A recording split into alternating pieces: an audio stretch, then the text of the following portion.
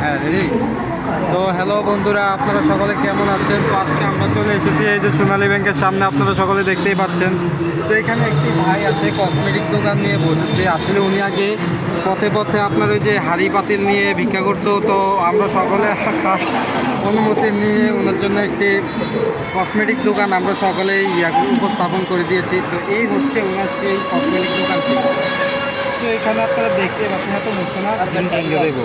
তো এখানে আপনার নখ কাটার জিনিস থেকে মনে করুন সব রকমের জিনিসই আছে। এই যে মহিলাদের কী লাগবে বলেন, মাথার ব্যান, এই যে দেখেন এভাবে মাথায় দিয়ে রাখবেন, সুন্দর জিনিস।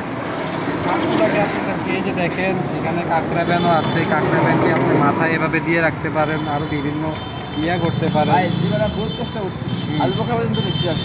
ঠিক আছে, কিন্তু শেষকালে এসে চুরি ছিনতাই থেকে একটি ভালো কাজে নিযুক্ত হয়েছে। তো আপনারা যারা যারা সোনালী ব্যাংকের সামনে আছেন সকলেই আমাদের এই ভাইটিকে সাহায্য করবেন।